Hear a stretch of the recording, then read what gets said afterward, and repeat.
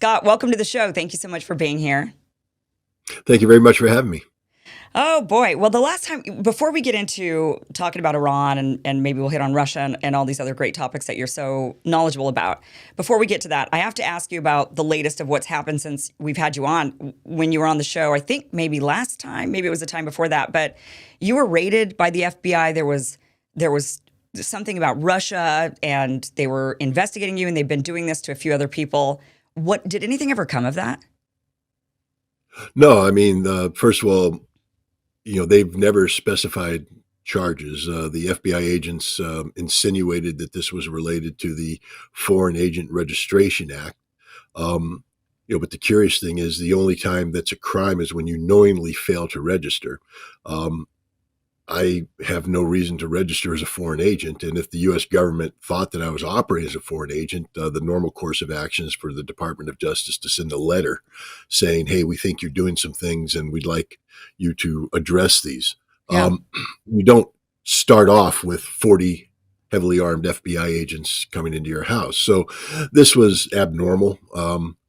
I can only interpret it as an act of intimidation. I don't intimidate. They took my electronics. They seized my personal archives, even though the warrant didn't authorize them to do that. They went ahead and called the Attorney General and got permission to do that. Just pure harassment altogether. I was hopeful that this new administration, the president signed 2 executive orders on inauguration night that basically said that he is not going to allow the the criminalization or to the politicization of the FBI to go after political people. And Pam Bondi likewise signed 2 memorandums saying that she was going to review these cases and get them rectified. I've written a letter to Pam Bondi, and so far nothing's happened. I understand they're only 2+ months into their term, and there's a lot of important things to do. But this is political harassment done by the United States government against a voice that they didn't like, and Hmm. there's nothing more important than that. There's nothing more important than free speech in this country. And until the Trump administration makes good on this, then the same level of harassment exists. I mean, we're in a situation where my passport has been seized and not returned. I can't travel. Wow, you still Um, don't have it. no, and they won't answer any questions. I mean, what's curious about this is they seized the passport and provided no receipt, even though one was requested. Um, and then when I How can they just pressed, do that? How can they take your passport without charges? So there's no charges against you, yet they've well, taken your when there's three armed Customs and Border Patrol agents there with handcuffs, um, you know, what do? Shout at them, No, I push mean, them, punch I them? understand that they took your passport. I mean, I understand that, of course, you're not going to like hold on to your passport and wrestle them for it or something. No, they took But it. They have no right to take it. It's against the law what they did, right, frankly I'm just speaking. amazed that they still have it. How has this not Well, been it's returned even to you? better than that, though, Kim. They now acknowledge or say we have no record of seizing this. So What? what? Oh yeah. So now there's a form now that I have to fill out and submit to the Department of Homeland Security for them to do an investigation into the status of what I'm talking about. But the interesting thing in there is they say, what is the reference number? Meaning the receipt number. Right. And you never There is got no one. receipt. Well, have you just So, tried going to the passport, the passport people and saying, I just need a replacement passport and see what happens? well, the problem is a replacement passport. Before I replace it, did I lose this pass? See, I am someone who doesn't lie on federal forms. So, did I lose this passport? No, I know exactly what happened to this passport. So I can't say it was Well, you lost. should I just say can't. it was stolen. Well, I could say it was stolen, I guess, by the U.S. government. Yeah. Um, I mean, these are options as we approach the 1 year anniversary of this that I may have to do. Like I said, I was hopeful that this administration would live up to the promises it made, Yeah. um, about free speech, about not politicizing the Justice Department, et cetera, and make good on the cases that where these things took place. It's early. I'm a patient man. So we'll see. But I do need to get my passport back because there are there's important things happening around the world. There's conferences that I've been invited to that I can't attend. Right. There's opportunities to go out. I mean, I've always said that the best way to gather information is go to the source. And so, here we are with Russia on the front burner in terms of the improvement of U.S.-Russian relations, and I would rather be in Russia talking to the Russians about where this is heading, as opposed to being here, um, you know, looking at this from the scope of a long distance sniper. I'm more of a close in fighter, not a long Yeah. distance person. Oh, well, I hope you get that passport back. That is, I mean, that's criminal. And then they're sitting there saying, well, we don't have it. Ooh. It's hilarious, like a parody. It's like Right. like a bad comedy. Yeah. Yeah. Wow. Um, I brought you on to talk about Iran, but I actually want to get your opinion on Russia first, now that we've just kind of mentioned it. From my perspective, I understand. I think we're all in agreement of how and why we got into this situation, how Russia was pushed into this war, right? NATO expansion, poking the bear constantly, just trying to aggravate them. And ultimately they just said, all right, we've had it. We had a red line and here it is. So I don't think there's much dispute, at least amongst us, on why it started. The question is how it ends. And now, if I'm Vladimir Putin, I don't know how there's no motivation for me to end this just because Donald Trump says, hey, I'm friendlier to you than the last administration. And the reason is because if the reason for the war is NATO expansion, how do you guarantee there won't be NATO expansion when Trump is gone? You can't. But it's more than that. Let's forget NATO. The reason for this war is because the United States has a strategy of seeking the strategic defeat of Russia. Right, And okay. it's a strategy that's been in place for some time now. What guarantees does Russia have that the United States won't continue that strategy? That this maneuvering for peace is just a tactical issue that in the long term, the United States is looking to gain advantage from this. Mhm. This isn't, again, by speaking of, NATO expansion as the cause of this war is a proxy war between the United States and Russia. Yeah. It's not me. I mean, I've been saying that, but Marco Rubio has said this. He's a Secretary of State. This is the reality, and it's brought into public display by this recent long article by the New York Times, which really reiterates stories that have been told over the course of a year, but packages it together to prove that the United States is in an active war against Russia, that we are providing intelligence, weapons, and the targeting to kill Russian soldiers.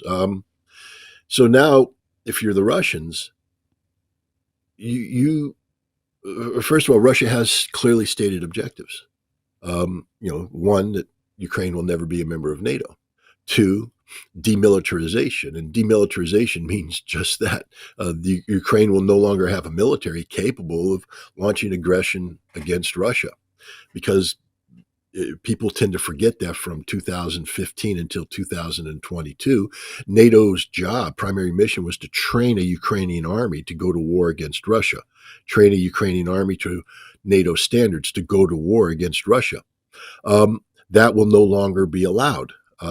It's non-negotiable. And the Russians are saying, we see the Ukrainian military shrinking to about 50,000 people and constituting nothing more than a border security force. That they don't have a right to have this size military. And Russia's not going to yield on this. And Russia's also spoken of denazification. Understand, when Russia means denazification, they mean just that.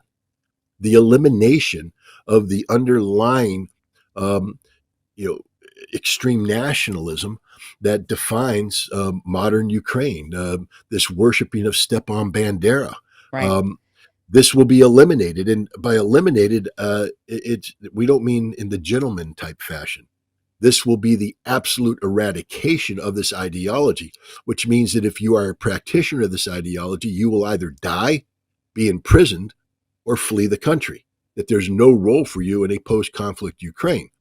The United States doesn't seem to understand that reality. And there's also a new reality, too, that Russia is Russia. And today, Russia is defined not only by the Russian Federation plus Crimea, which was 2014 reality, but the reality of today, Kherson, Zaporizhia, Donetsk, and Lugansk. These are constitutionally part of Russia, and Russia will never yield Russian soil to anyone under any circumstances.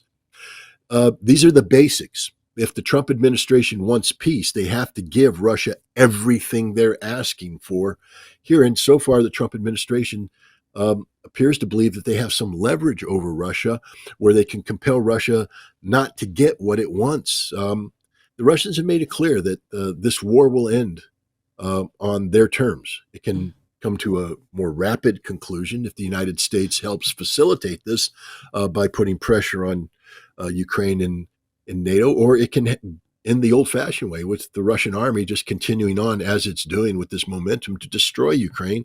Hundreds of thousands of more people will die on both sides, but Russia will get what Russia wants. This is a war of existential importance to Russia, and the Trump administration needs to realize that, and so far it appears that they don't.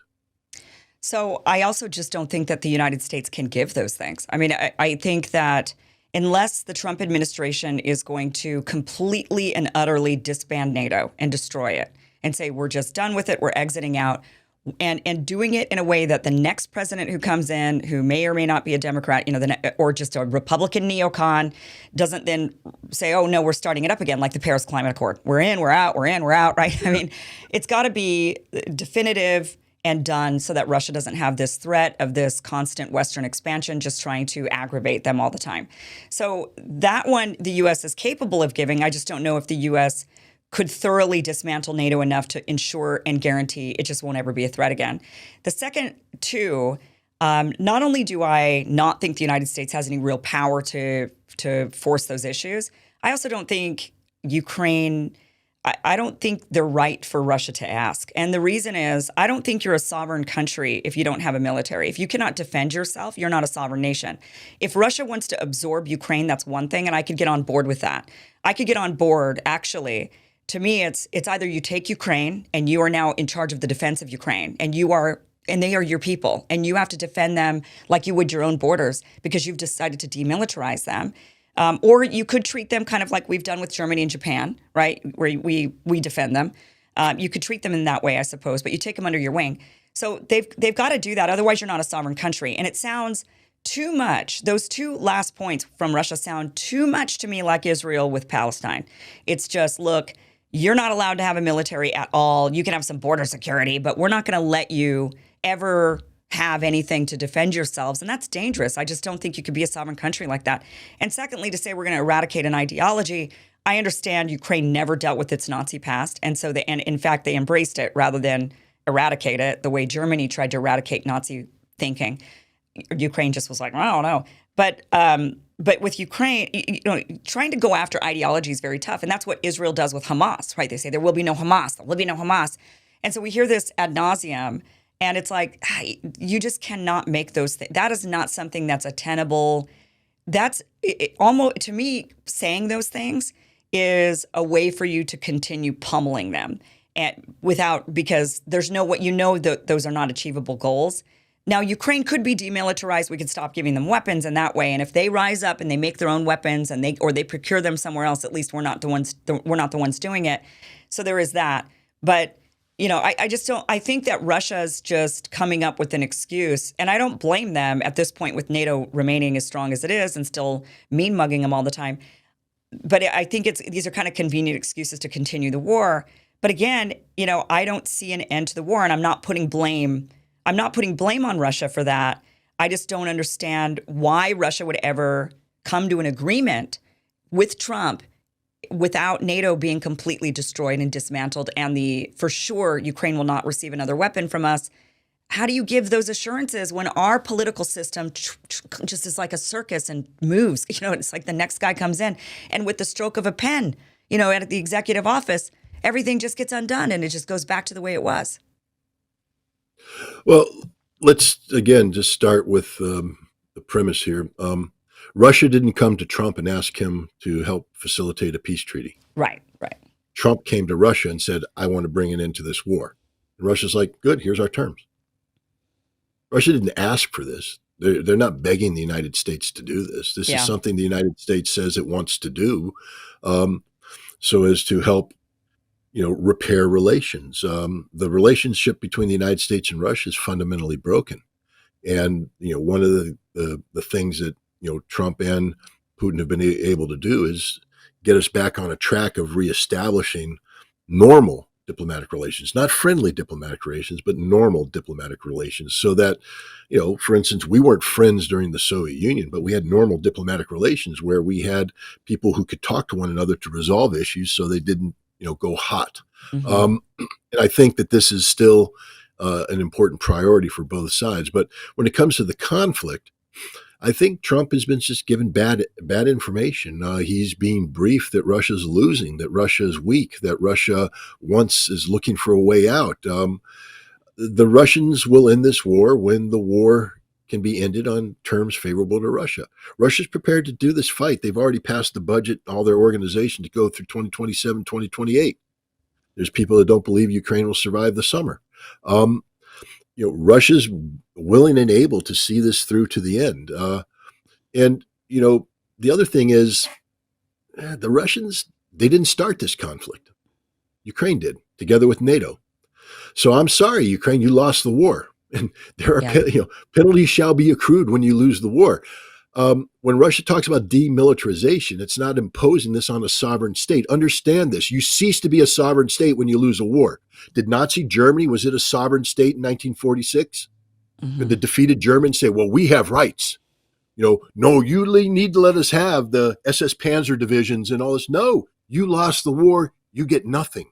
Right. Well, the Nazi party still needs to exist. No, it doesn't, nor will it. See, Ukraine has lost this war. They just don't realize it yet. And the United States and Europe continue to breathe false hope into them. What Russia is saying is, we're willing to fast track this to the end to preserve Ukrainian lives. But this only ends one way. And it's not about taking sovereign. Ukraine started this war at the behest of NATO and the United States. This is a proxy conflict where Ukraine is the tool. Ukraine is a willing tool. We've heard statements not only from the former Minister of Defense, where he acknowledges he's a proxy, but all the way up, Zelensky is laying out statement after statement that says, we are your shield, your sword, we're protecting Europe, a proxy.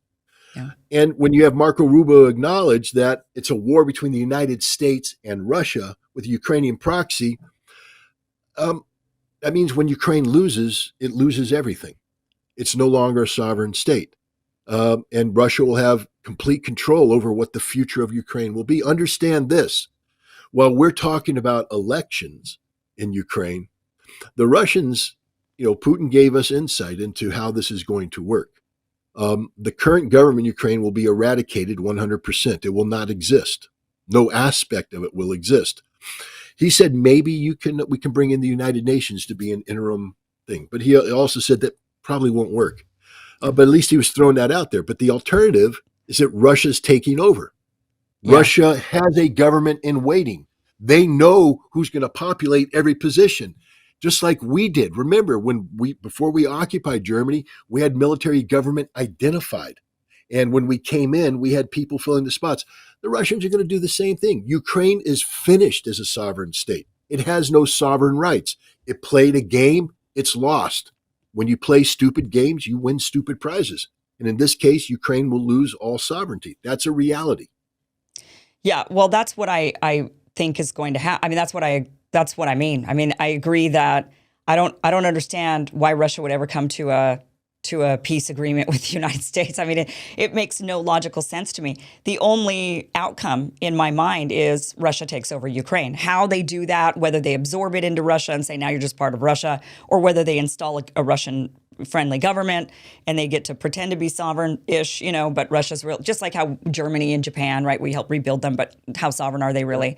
And of course the difference, I want to point out the difference between Israel and what they do to the Palestinians versus what we've done to Germans or Japanese or what Russia would do to Ukrainians is very different.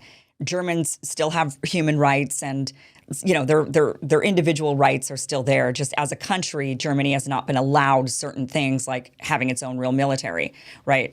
But the people are not being abused or harmed in any way or made lesser than. So there is a distinct difference there. But the only outcome I see is what you're talking about. And it seems to me like Putin is kind of playing diplomat a little bit, like, sure, I'll hear you out. Yeah. And you make a great point. They didn't come to us. We went to them and said, hey, we want to make a deal. Why did we do that? Because we're sick of paying for the war, right? So all Russia has to do is wait it out. I mean, all they have to do is sit there and be like, the American people have tired of this war. They're going to pressure the politicians to not fund it. The Americans do not want a forever war. The Europeans won't want it either. The leaders have a little bit more of an iron fist control over the European population, but eventually the European people will say, we don't have proper gas and heat and food and all of these things, and everything's collapsing, and so we have to stop this. So Putin is just playing like this Chinese long game, right? Like, just wait it out. These people will collapse under this. I mean, But he's not waiting it out.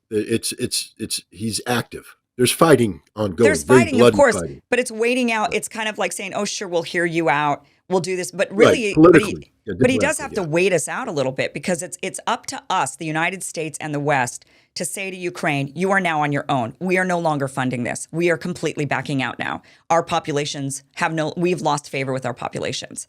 And when Yeah, that rather day than wait out, happens. though, it's a meat grinder. He keeps the grinder going Right. So, I mean, there's pressure there, obviously. So then Ukraine might want to come to its senses before the West decides before to. they all die. Right. So it could go either way. Either the Ukrainians say, we're sick of dying and we want to stop the war and we're not going to take any more weapons from the West, or the West says our people have exhausted and they no longer have any interest in funding this war. Either way, then Russia wins. And I think that's the only outcome of this. And I love the idea of a peace agreement. I love the idea of the fighting stopping tomorrow.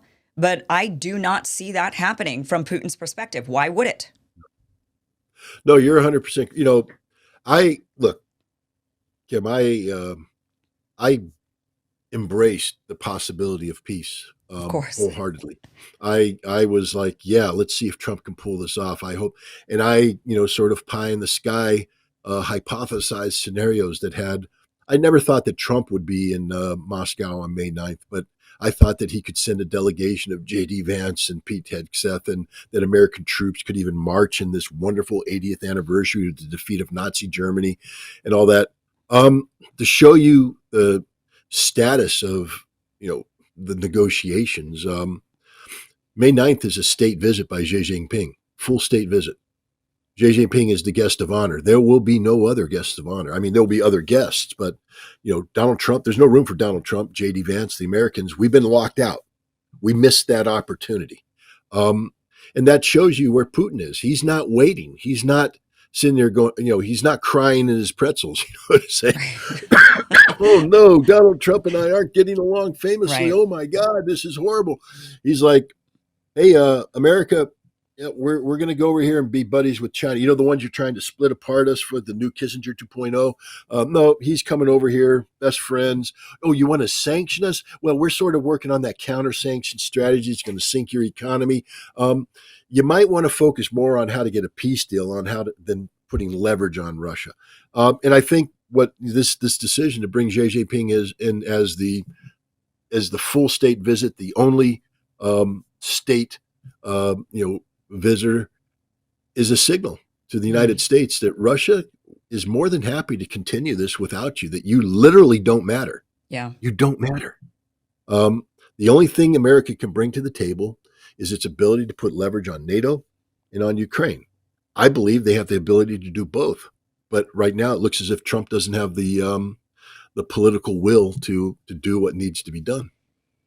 Yeah, it's unfortunate. I mean, we all would love to see peace tomorrow, right? And we'd love to see this war end tomorrow. But yeah, and I was hopeful too. When Trump came into office, or when he was even running for office, I thought, all right, he's going to end the war in Ukraine. But then I didn't actually stop to think about, but how? And then when I actually started thinking about, but how, then I was like, if I'm Putin, no, guys. I mean, there's nothing. No, I mean, so then that's that. So anyway, well, I guess we'll just see what happens, but Russia will win in the end. I agree with you completely on that Ukraine will be completely under the control of Russia one way or the other. And that's the only outcome. That's the only outcome. That's it. Yeah. Let's talk about Iran. So you've been in some debates on X lately about Iran and the nuclear weapons. So do you think Iran has nukes at this point, first of all? Iran says they have nukes at this point. They just haven't built them. But What you does that can't mean? speak of you. Well, what it means is that, first of all, let's start the premise. This is the premise that nobody wants to hear because it's premised in international law. And there's a whole bunch of people in the digital mob who have decided that international law is meaningless and useless and shouldn't be addressed. And I'm sorry, I live in the real world. I Hmm. don't live in your imaginary Twitter world. I live in the real world where there are treaties, there are international. It's not pretty. It's not, it's not perfect. We know that. The Right. United States is an imperfect practitioner of international law. We know that. But if you're somebody out there who, I mean, and I've seen this, people are like, the Israelis are committing genocide. Like, well, how do you get that definition of genocide? Hmm. And who made it? The International Court of Justice. So you do believe in international law. Right. And you do believe in the, international humanitarian law because you cite it all the time. So international law only exists when it's convenient to you. But here, Iran is a signatory to the Nuclear Nonproliferation Treaty, and it's signed as a non-nuclear weapons state. This means that Iran is not allowed to have nuclear weapons capability. End of story. End of story. That everything that exists in Iran's nuclear program must be linked to a legitimate, peaceful expression of nuclear energy. Yeah. And so here we have a situation today where Iran has acquired a significant stockpile of 60% enriched uranium hexafluoride. There is no legitimate use in Iran's stated nuclear program for 60% enriched uranium hexafluoride. It is one enrichment cycle away from becoming weapons grade uranium, which can be done in a week because now Iran has installed the high efficiency IR6 and IR8 centrifuges at the Firdos underground nuclear enrichment facility. Um, so, right off the bat, Iran now is 1 week away from having weapons grade uranium. Now, I they feel like don't. they've been 1 week away for a decade now. No, they haven't. I mean, in order, again, when the JCPOA was signed, the purpose of the JCPOA was to keep them 1 year away. Yeah, but I feel That like was we've it. been hearing 1 week away for That's, like, but that's, there's a difference between hearing that from David Albright or, these other Iran haters out yeah, there who Lindsey were, Graham Benjamin constantly, Netanyahu, right? they're saying that. But reality is reality. And the Mhm. reality is when in 2015, Iran was 1 year away because that's what the JCPOA said it was. And Mhm. Iran maintained that up until the United States withdrew in 2018. They actually extended it on to 2019, 1 year to let America get back. But then when Europe failed to live up to its obligations regarding the lifting of sanctions and trade, Iran did what they were permitted to do under the JCPOA. When another member of the agreement ceases to comply with their obligations, then you are allowed to relax your Right, adherence. right. Um, and so what Iran did is they went ahead and unilaterally ended the so-called sunset clauses that restricted the amount of enriched material they had, the kinds of centrifuges they had, and they started enriching more 3.5% enrichment uranium. But that's a good number because that's what's used for the fuel rods.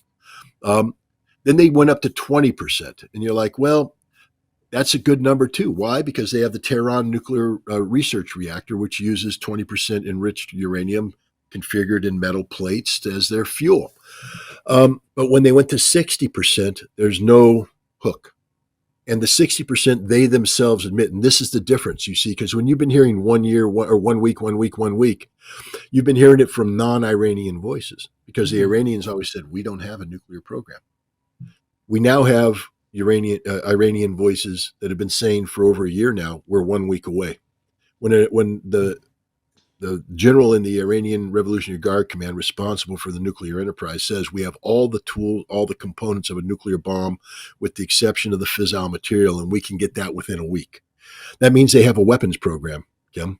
They just acknowledge they have a weapons program. It's a program designed to build a weapon. They just haven't built the weapon.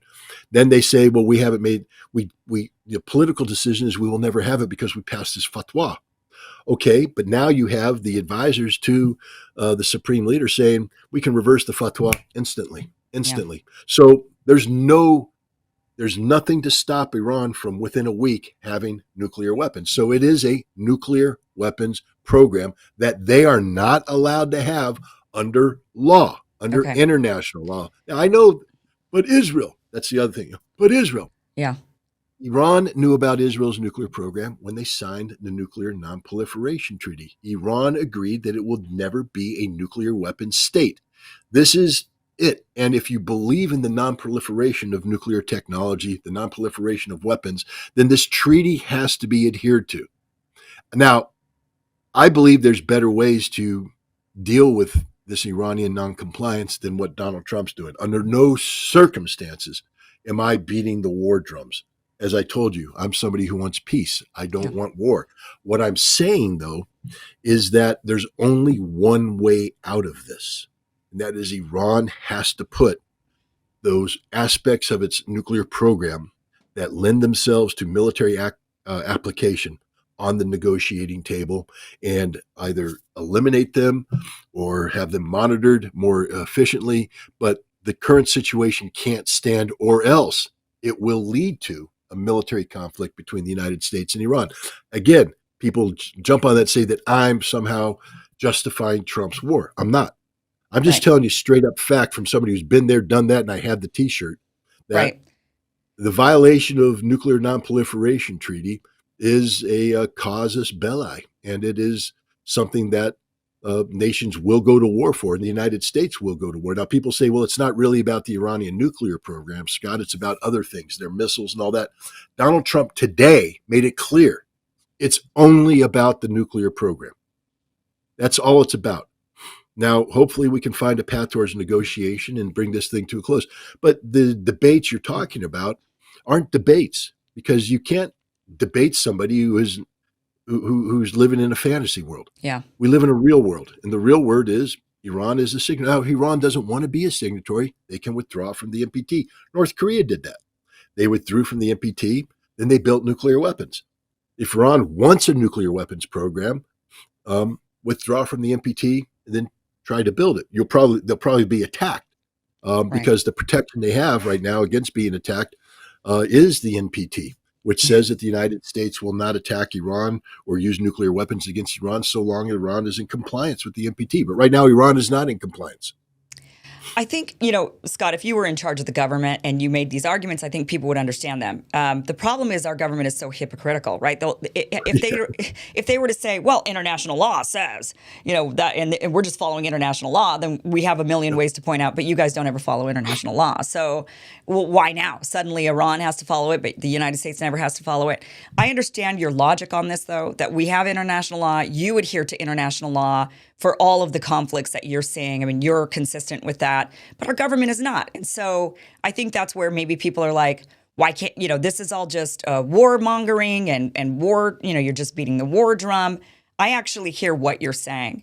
My other question, though, is I understand it's international law, but laws are not always the best laws. There's plenty of laws on the books that people are being arrested for every day here in the United States that I just think are stupid laws. So this could be, I'm wondering if this is a stupid law. The reason I'm asking, now I don't like nuclear weapons either, but I have seen that nuclear weapons seem to act as a buffer between nuclear countries. I mean, look at the United States and Iran. I mean, United States and Russia. What do? Proxy wars. We don't ever really want to go to war with each other because we have nukes. So we don't want to escalate it to that point. So we do little aggressions towards each other in other ways, but it's never gone into full-blown war between the two countries, between the two nuclear countries. Look at Pakistan and India. It's also kept them more measured. They have to approach each other. They have to have conversations. They have to work it out because they're both nuclear countries. So maybe there's a benefit to Iran having nukes. And Iran, I mean, I'm as afraid of Iran having nukes as I am Pakistan or Israel having nukes. I mean, Yeah. so maybe Iran having nukes, that would just shut everybody up, and then it would just be over. And then what? Well, I mean, you're onto something here. Of course, you're right. A law that's imperfectly designed or imperfectly implemented is often is the case, isn't a good law. And the Nuclear Nonproliferation Treaty, I mean, one of the fundamental foundational aspects of it is that the 5 declared nuclear, weapons states promised that in exchange for the rest of the world saying we're not going to get nuclear weapons, we promised to eliminate our nuclear arsenals over time. And we haven't done that. I mean, the United States and Russia have made efforts to drop it down from 30,000 nukes down to 1,550 each. But, we're locked into those numbers. Mm-hmm. It's not like the United States is saying, yeah, we're into global zero. We're going to go to zero. China's increasing the number of nuclear weapons it has right now. So the five permanent, legitimate nuclear power states have been imperfect in their requirements, their obligations. Meanwhile, nations like India and Pakistan have developed nuclear weapons as part of their national security. North Korea, part of their national security. And probably the biggest, problem here is Israel. Because here we've just the United States, which goes around and holds people to account on the Nuclear Nonproliferation Treaty, especially Iran, is so hypocritical in that we know that Israel has a nuclear weapons program, but we're playing this stupid, we don't acknowledge it in public game and all this stuff. And it literally undercuts everything. But here's the thing. I agree with all that. My fundamental thing going into this debate wasn't to defend the Nuclear Nonproliferation Treaty. It's an imperfect treaty, imperfectly implemented. And there's a lot of problems with it. And I think the whole Iranian case, remember, I've written 2 books about it, Target Iran and Deal Breaker, which talk about this in great detail. And Iran has been the victim to, the United States and Europe using the NPT as a vehicle, not to deny Iran nuclear weapons, but to sanction Iran and seek regime change in Iran. All I'm saying is there's going to be a war. And the reason for the war is Iran's undeclared but openly admitted nuclear weapons program. That's all I'm saying. And what I point out is that this is a violation of the NPT, which makes America's drum beating even more viable and more likely to happen. I don't support what Trump is doing. I believe that there are ways to bring this crisis to an end as long as we respected Iran's sovereignty and we didn't try to insult them, try to achieve leverage over them. But I live in the real world. I have to make assessments based upon the Trump administration as it exists, not as we want it to be. And so when I hear people say this, that, and the other thing, I'm like, yes, but Iran has 60% enriched uranium. Israel, who is, whether I like it or not, a close ally of the United States, views Iran's nuclear program as an existential threat. And it is. 3 to 5 nuclear weapons going off over Israel eliminates Israel as a nation state. Now, some people may say that's a good thing. I'm not one of them because I don't seek the death of millions of people under any circumstances. I would like to see the Zionist entity known as Israel dissolve into a singularity known as Palestine. That would be nice. But I'm not going to sit here and condone the deaths of millions of Jewish people in Israel. That just isn't going to happen. And then there's all the issue of Israel's nuclear weapons themselves and the hypocrisy of Israel allowed to have them and not. But Israel is our ally. Iran's program poses an existential threat to the ally of the United States. Again, whether the people in the Twitter sphere, they not my ally. I didn't say they were. They are the ally of the United States of America, especially the Trump administration, which has surrounded himself with more Zionists per square inch than any other American president. So these are the realities as they exist.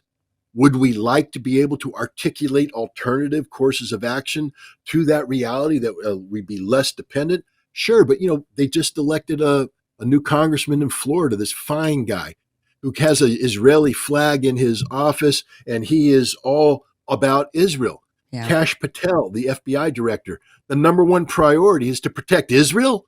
No, your number one priority is to protect Americans. Dan Bongino, Israel. The reality is we have a government that is singularly focused on the issue of Israel and Israel's security. That's the reality, not what I want, not what I support. And with that reality, the only way to avoid a war with Iran,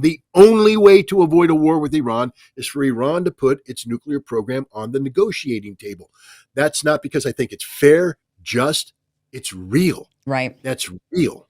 And that's what I'm saying. And somehow people take umbrage at that. Well, is it possible that Iran, and I ask you this also as a former weapons inspector, really curious, could they be hiding nukes? I mean, how do you know as a weapons inspector what level a country, I mean, it seems to me like if I'm going to let you into my country, Scott, and you're going to be snooping around my nuclear program, I'm going to be burying it so deep underground you cannot find it.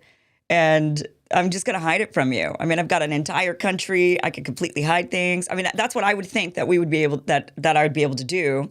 How do we know they haven't hidden it? And wouldn't their best security to avoid the war be, hey guys, by the way, we have a bunch of nukes. So unless you want us to be firing these off at Israel, I say you back off and leave us alone.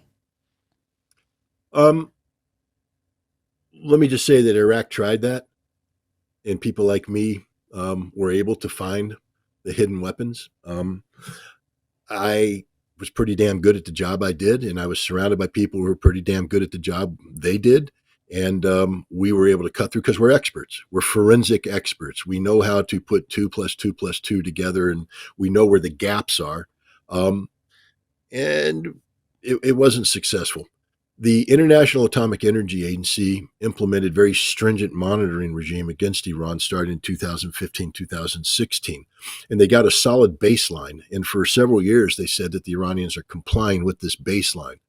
And even today, as we speak, the IAEA has safeguards inspectors in Iran who are looking at critical nodes of this baseline. For Iran to build a nuclear weapon, they would have to divert material that is closely monitored by the International Atomic Energy Agency, and significant amounts of this material would have to be diverted. Um, and that's impossible to do with these inspectors in place. Now, if Iran kicks out the inspectors, then we have a different scenario where diversion could take place, etc. But unless Iran builds a whole parallel program from scratch, meaning a whole new uranium processing capability to convert ore into yellow cake and yellow cake into uranium hexafluoride, and then have centrifuges that are enriching this that are outside of the scope of the IAEA inspectors, then this can't happen, and that doesn't need to happen, because what Iran has done with the ending of the termination of the sunset clauses is they have complied with the letter of the law. They have said, we're now building advanced centrifuges. Boom. We're now enriching. See, it's not against the law to enrich to 60%. Because that's considered low grade, uranium. It's not weapons grade. So under the NPT rules, Iran can do that. The problem is, normally, if you're going to go through that, you would have a hook that says we're producing it to achieve the following. Right. But void of that hook, and given the rhetoric that's been taking place, the only logic is that they've produced this so that they have the potential to immediately break out the nuclear weapons. And that's the leverage that they're playing right now. There are things that aren't monitored. For instance, their ballistic missiles. And we saw with Operation Two Promise and Two Promise 2, Iran deploy some of the most advanced ballistic missiles against Israel. And Iran proved that those missiles can hit any place in Israel they want to. Yeah. And the sophistication of these missiles is such that they could easily carry a simple gun, design uranium nuclear weapon. The gun design is the most basic design. It's not efficient. You don't get the maximum bang for the buck, but you will get a big bang. You can get 15 to 20 kilotons bang out of this thing, similar to what we dropped on Hiroshima and Nagasaki. Remember, in the American Manhattan Project, the Alamogordo bomb that we tested was a plutonium bomb, because that's complicated, because it's spherical and you're seeking to, compress and implode to get to get the explosion. The second bomb, the uranium bomb, wasn't tested, but it was dropped. Why? Because they knew it was going to work. The Iranians know that whatever they produce in terms of a gun weapon will work, and I believe they've already built the warhead.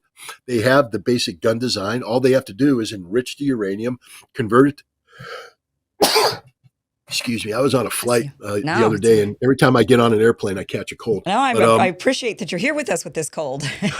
I hope my voice is here. But and the Iranians have said this. It's not just me speculating. It's informed Right. speculation because I've studied these things and I know what it takes to do this, and I know what Iran has, and I know what they're capable of. So I've been saying for some time now that they are literally weeks away from having a nuclear weapon. But now the Iranians themselves are saying this, Yeah. and the people responsible for building these built weapons are saying we have all of the components except the fissile material, and the fissile material they can have in a week. So you're saying So they've got like a yeah, warehouse full of the warheads ready to go. They're just not, they're just empty?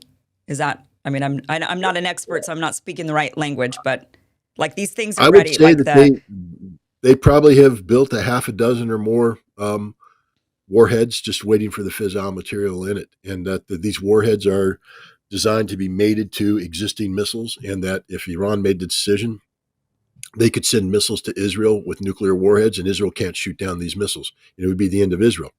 yeah. But the problem is, in that week's time, to do that breakout, they'd have to kick the inspectors out. And in that week's time, the Trump administration, the last time they were in, recognized this potential. And so they created a whole new family of nuclear weapons, B-61-12 nuclear penetrators, and W-76-2 low yield coming in on a Trident missile. And so we would bomb Iran's nuclear infrastructure using nuclear weapons. And the Iranians know this. I mean, because the Trump administration has publicized its nuclear posture and its nuclear employment plan, and Trump has talked openly about creating these new weapons. So that's why, because people go, well, why doesn't Iran just quit the NPT and do the breakout? Because in that week, Iran would cease to exist as a nation. We would nuke them. And that's the only way. You think that if we attack Iran, it's a nuke? It, if we're going to attack Iran's nuclear infrastructure, we know that we can't destroy it with conventional munitions. To give you an example, in Yemen, they have two underground facilities built to Iranian standards, where they have missiles and in production equipment and storage. And the B-2 bomber that we have in Diego Garcia loaded up the heaviest conventional weapon we have, the Moab, the mother of all bombs, but even bigger than that, Yeah. and dropped it on both of these facilities. And while it collapsed the main entrance, the facility itself wasn't harmed, and the Yemenis just opened up a secondary entrance, and this thing isn't as hard as the Firdos reactor. So we can't destroy the Iranian nuclear infrastructure that would produce nuclear weapons with conventional weapons. So we would have to use nuclear weapons. And that's, again, it's not me saying, yay, let's use nukes. If you know anything about me, I'm the guy that gets rid of nuclear weapons. I'm the guy that doesn't want to have nuclear weapons, Right. doesn't want to use nuclear weapons. So I'm not sitting there saying this is a good thing. What I'm saying is we have a really bad situation, a very dangerous situation, where the conditions for use of nuclear weapons appear to be are being met. And Mm-hmm.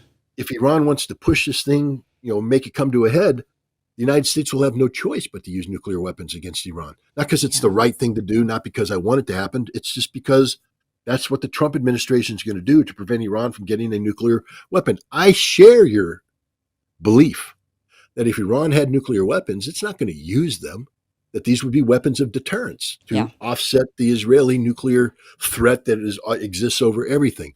And maybe when we speak of regional stability, that's what we need. We need a situation where Iran and Israel and Saudi Arabia, maybe Turkey, all have nuclear weapons. That way, we don't get into existential fights, that everything is done by proxy, like you Right. focus. It's not as though peace is going to break out. Remember, Russia is a nuclear power, and the United States is at war with Russia today using a proxy. So it doesn't mean that peace breaks out all over, but what it does is it lowers, in many Yeah. ways, the threshold for the use of nuclear weapons. Well, But not only that is, that, but also regime change. It lowers it. It causes us to, just like with Pakistan. Pakistan is really frightening, and that country has to remain stable. If those nukes get in the hand of some radical regime that comes in and takes over, I mean, that's the disaster, right? So one thing it also does. we know.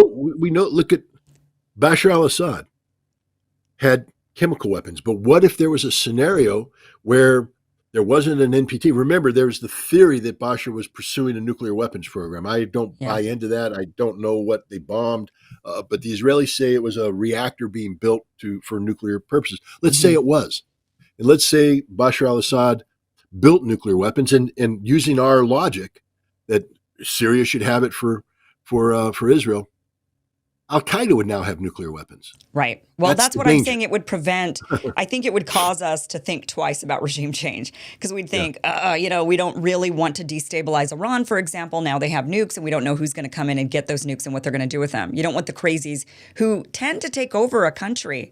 It's usually not the peaceful people. It's usually the crazies who come in and are like, we're in charge now.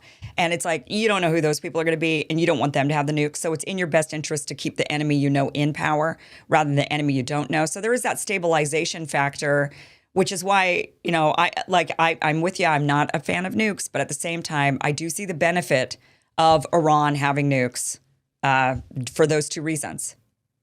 Again, we're in agreement. My issue is that I don't see how Iran gets there without being nuked by the United Got States it. first. Okay. And But also, you since really that's a don't think they given, have them already? Because remember that earthquake that just happened in Iran a little bit it's ago, too that deep. deep underground. Yeah, but it was deep underground. Like maybe they were blowing things up down there, Yeah, you trying them can't go out. that deep. If you take a look at nuclear weapons and nuclear weapons testing, this is literally orders of magnitude deeper than it can be. You don't drill that deep for a nuclear weapon, and it's a different kind of seismic explosion. Plus, again, that would imply that they have a source of highly enriched uranium that's outside of the monitoring of the IAEA, and nobody's made that argument yet. Okay. I remember when I was doing the Iraq inspections, um, that was something that was always raised. Well, Scott, yes, you're doing a good job of going after the declared stuff, but what about the undeclared stuff? And I said, what undeclared stuff? The things they could have that you don't know about. Mm-hmm. You mean the things that don't exist, only in your imagination. When you monitor us, we're pretty good at monitoring these things. You know who else is very good at it? The Israelis. I mean, we can sit there and, say what you want about the Israeli government, and most of that's accurate. I'm no fan, but I've worked with the Israeli intelligence service, and Oh, I they're the know what they best. do. Yeah. Well, they're They've not. got spies inside of Iran. You know that they've got top level Well, leaders, Iranian but we leaders. know they have that. That's the thing. Yeah. This is why I caution people. First of all, we know that they penetrated Hezbollah now to a degree that nobody thought possible. Hassan Nasrallah is dead because the Israelis had a spy near him that said this is where he's at. Yeah. How do you do that pager thing? How do you get the pagers disseminated the way you do? But here's the key thing. In Iran, on Inauguration Day, Hanea met with the new Iranian president and the senior members of the Iranian leadership, then left that meeting, went to a secret hotel room run by the IRGC, and an Israeli drone killed him. Yeah. They were tracking him the whole time. And this is a drone that wasn't launched long distance. This was a drone that was launched inside Tehran, which means that the Israelis have their assassin teams right there now. The Israelis could take out the Iranian leadership. Mm-hmm. I mean, they're that good. And when I say that good, again, I'm not sitting here cheering them on. I think it's horrible. But they are that good. I But mean, they're just, yeah. And they monitor. The Israelis send their intelligence officers to every single fair, economic fair. So if you're a machine tool builder, and you're putting on, an exposition in Switzerland, the Israelis send intelligence officers disguised as buyers who go in there, and they are monitoring who's doing what. They find out how to get a hold of all the contracts, and then they go back and they trace everything. They have their finger on the pulse of all of the technology necessary that could be used to produce weapons that could be harmful to Israel. They track this stuff full time. So this is how they got into Natanz, because they're aware of this. They're aware of all the gaps, the weaknesses. They were able to, order computers that were infected, that got through the system, and they're just good in a nefarious way. They're very good. And so this is why I say that I don't think Iran has a hidden nuclear weapon, because the Israelis are on top of this. They're monitoring this situation closely. They're sharing this intelligence with the United States. And the IAEA is there. These inspectors, whether you like the NPT or not, they're good inspectors. I've worked with them. I've worked with them in Iraq. I know where their heart is. Their heart is about enforcement, compliance verification of the safeguards agreements. And they're 100% dedicated to that mission. And they're very anal retentive. And I don't mean that in a bad way. It's a good thing that any discrepancy gets investigated. Any discrepancy gets investigated. So I actually have a good comfort level that the Iranians are in compliance. But the problem is the way they define compliance right now is Yeah. conducive to short-term production of nuclear weapons. So then place your bets. What are the odds that we're going to war with Iran? I just had a conversation with a professor at the Russian Foreign Institute University. He's the guy who trains future diplomats.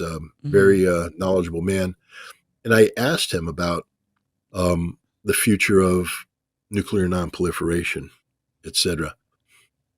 Because, and I'll tell you why I'm picking on the Russians here. I was hopeful that Russia would exploit its strategic agreement with Iran that was signed 2 days before Trump was inaugurated and included a whole nuclear component, that Russia could be used as a proxy to negotiate, that we could get the Russians to go ahead and create the conditions that would be acceptable to Donald Trump so that we wouldn't attack.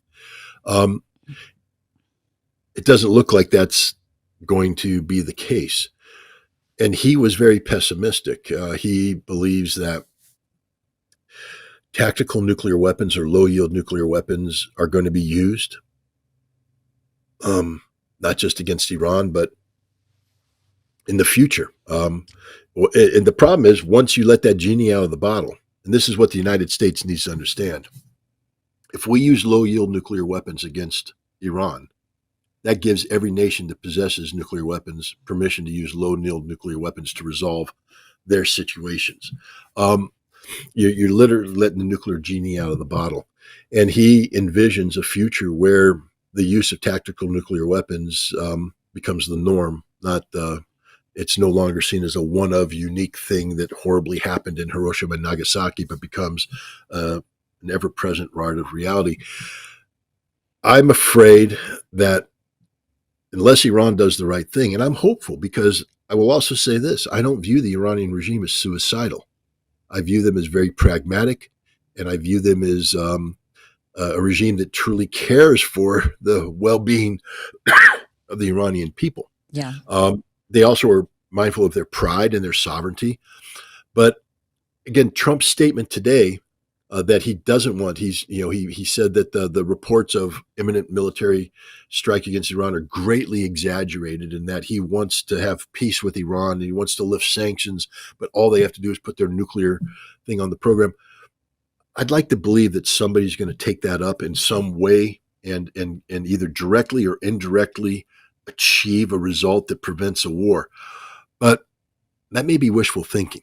I continue to articulate in favor of the peaceful outcome. That's the only one that I believe should be done. But there's a good chance there won't be a peaceful outcome. And if there's a war, as I've said, we cannot eliminate Iran's nuclear infrastructure using conventional weapons. So we will use nuclear weapons. Yeah. And then the genie's out of the bottle. And that's, unfortunately, if I were to give odds, I'm going to go 70-30. 70 in favor of America using nuclear weapons against Iran, 30% chance that we can get a negotiated settlement. Yeah, and the only reason I agree with you on that. And the only reason why I would think it's 30 is because I do think Trump is adverse to war. I think he is himself adverse. But I think if it were any other president, I think that they would be, I just think he's fundamentally adverse to it. But I think others around him are certainly not. And if it were somebody else, they would be going all in. I think the chance would be 10% that we could avoid it, and that's it. Right. An interesting observation was made by Steve Witkoff. He's the special envoy. Right. But he was speaking about the Russia context. But he said if Russia uses a tactical nuclear weapon against Kiev or against Ukraine, that markets would collapse. So, and remember, he's very close to Donald Trump. He's and they're both business-minded people. Um, and I just can't imagine that Witkoff, understanding the consequences of the use of tactical nuclear weapons in Europe, doesn't believe that those same consequences accrue to the use of tactical nuclear weapons against Iran. Yeah. This is now comes back to Trump is imperfect in many ways, and his bluster, this peace through strength nonsense, often gets him boxed into a corner. Um, but I agree with you that he doesn't want a major conflict in the Middle East, and that he is looking for an off ramp. Um, and that's why he made the statement he made today. It's a significant departure in tone from the letter, for instance, he sent to the Ayatollah Khamenei, which was a very aggressive, strong letter that the Iranians rejected. It backfired on Trump. And so now we see him a softening of his rhetoric, which implies to me that he wants a negotiated outcome, that he's not, he's not like George W. Bush, who made a decision he's going to invade Iraq, and it didn't matter what anybody did. Right. He was going to invade Iraq. I don't think Trump's made the decision he's going to bomb Iran. I think he said that's something that we may do, and we're making preparations, but I think he desperately wants a negotiated settlement. And so if the Iranians are watching this channel, off chance, take advantage of this. Yeah. Call it the Russians, call it the Chinese, take the indirect approach, begin to negotiate with third parties who will communicate back to Trump that, you're ready to make the necessary changes in your nuclear program to alleviate the concerns of the United States. So begin this process so we don't have a war, so millions of Iranians continue to live, and so that sanctions can be lifted and Iran can become a prosperous member of the international community. That's the future I'd like to see. Yeah. I agree with you. So I guess we'll have to unfortunately wait and see, which is Yeah. terrible.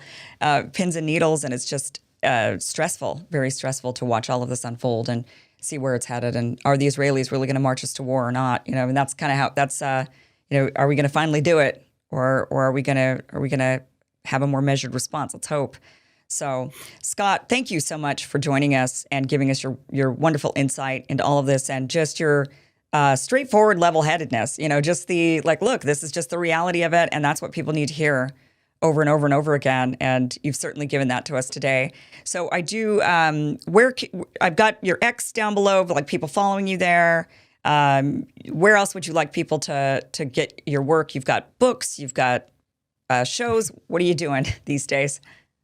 Well, the best place to go is to scottritter.com. And Okay. it has everything. I've started a new Telegram channel called the Russia House with Scott Ritter that seeks to bring a Russian perspective to a Western audience. I think maybe in a week or two, I'm starting a new, I think it's going to be on X, show called Trump Watch, which is an hour-long report card on the Trump administration. We'll pick a different aspect of Trump policy and grade him on, one, is he adhering to what he promised?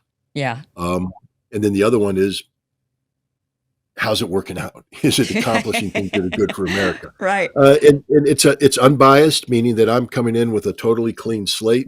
I will bring in people who are pro-Trump, people who are neutral, people who are anti-Trump, and depending on the guest I have, I will adjust my my questions. I'm not going to be an echo chamber. I'll push back because the purpose isn't to cheer things on or, Right. we'll cheer that which needs to be cheered. We'll jeer that which needs to be jeered and all that. So we're doing that. I have a new book out that's coming out. It's already at the printers called Highway to Hell. It's basically a book about the path to Armageddon, nuclear Armageddon that we're currently on.